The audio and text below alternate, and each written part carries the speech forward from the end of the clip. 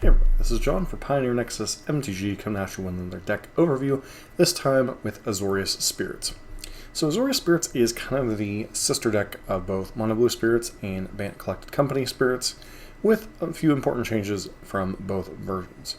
Much like Mono Blue, it is very much a Curious Obsession tempo deck, trying to get your opponent dead as quickly as possible while disrupting their plans with things like Shacklegeist, things like Lofty Denial, Spell Queller, etc., keeping them a lot just off long enough to kill them, along with the counterspell Geist Light's Snare.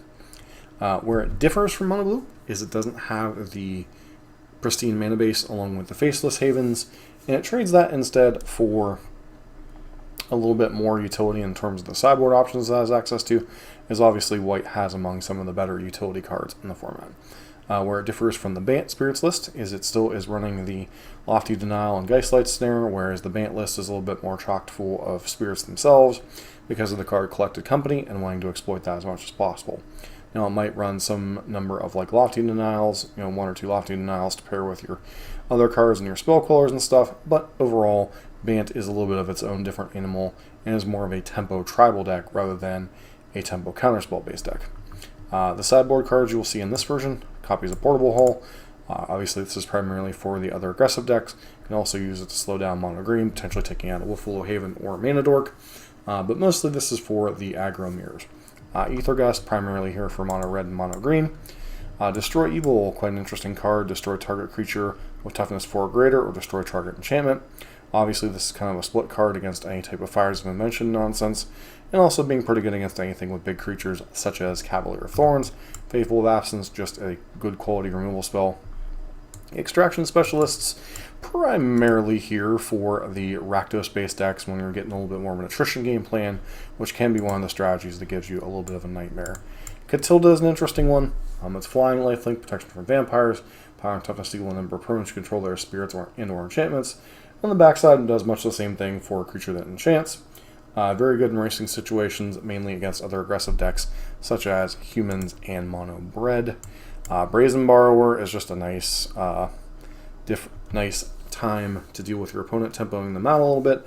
Nebelgeist Herald can tap your opponent's creatures down, Mystical Dispute for any type of counterspell-based nonsense, and then sell the Wreckage when you're in racing situations. As far as the main deck, we've already kind of covered these creatures before. Curious Obsession is your way to garner card advantage. Mausoleum Wonder is a 1-drop that can pressure your opponent and counter their spells, especially instants or sorceries, relevant against a lot of removal spells and sweepers that aren't named Supreme Verdict. Spectral Sailor, very good tempo play at the end of your turn, also a way to draw cards. Supreme Phantom, the main lord of this pile. It's a 1/3, so it can be difficult to kill sometimes, especially when you get multiple of them in play.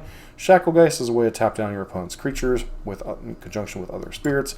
Rattle Chains, a flashy spirit that allows you to protect your creatures, giving them hexproof, while also allowing you to play all your other spirits at flash speed.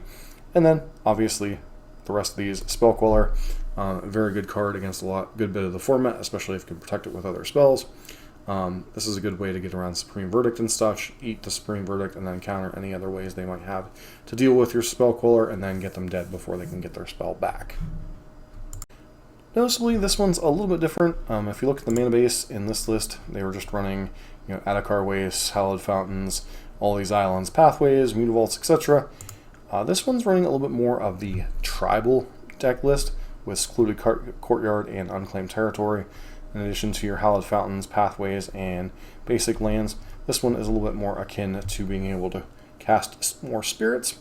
It's a little bit more spirit-based, not running as many of the counter spells. Instead, you're running things like Topplegeist, which enters the battlefield, tap target creature and opponent controls. Delirium, at the beginning of each opponent's upkeep, if they have 4 or more card types in your graveyard, tap target creature your opponent controls. This is kind of your way to kind of tap down your opponent's creatures to get through them. Another interesting one is Anafenza Kintree's Spirit. Whenever another non-token creature enters the battlefield under your control, bolster 1. Basically, you get to choose whatever creature I believe has the least power, and put a +1/+1 counter on it. I really haven't seen much of that since the days of the old, some of the variants of the Vizier combo, or the old Kishin Finks combo in the modern format. So not a card that sees a lot of play, but is an interesting addition to pumping up the jam. Skyclave Apparition to deal with non-land permanents 4 or less, sits a lot of different things, hits a lot of the planeswalkers in the format, hits Fires of Invention, etc. Once again, this is more of a tempo deck than a counterspell based deck, so this is more akin to the Bant deck without making your mana worse just to play Collected Company. Sideboard options: Spell Pierce as a way to protect your stuff and disrupt your opponent, Selfless Spirit as a way to get around sweepers like Supreme Verdict, Spirit of Labyrinth. This is a very interesting one, primarily good against decks like Blue-White Control and Lotus Field combo. Any decks that are trying to cast a bunch of, or draw a bunch of cards in a given turn, this helps to shut that down. Eidolon of Rhetoric, mostly here for the Lotus Field combo or in the Izzet decks, keeping them from casting a bunch of cards. Tilda we've already kind of talked about. Eidolon of Countless Battles, each creature gets +1/+1 for each +1 for each creature you control, and +1/+1 for each aura.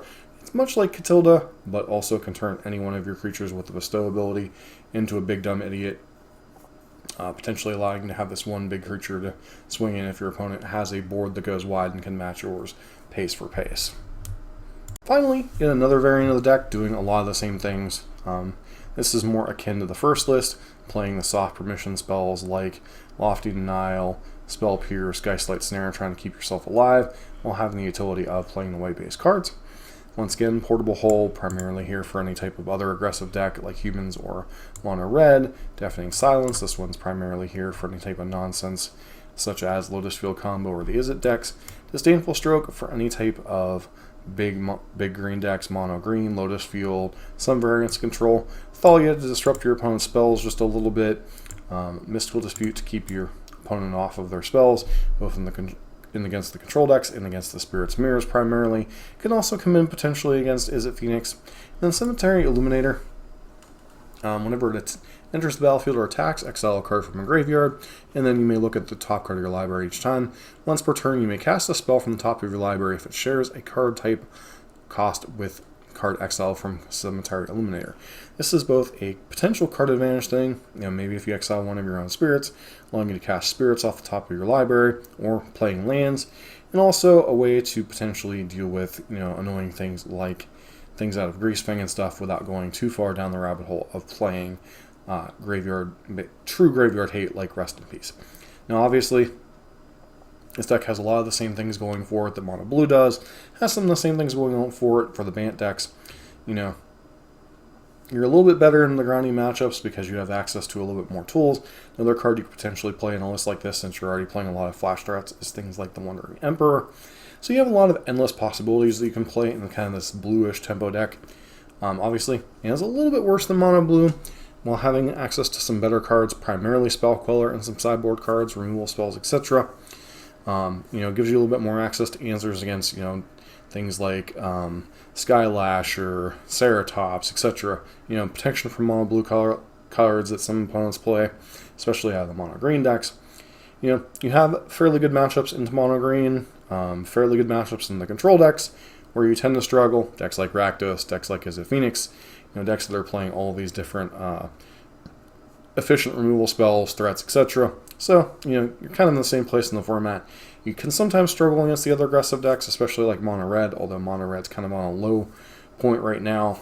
Most of the main things going on are like Mono White, the Greasefang decks, Mono Green, Rakdos, Izzet Phoenix.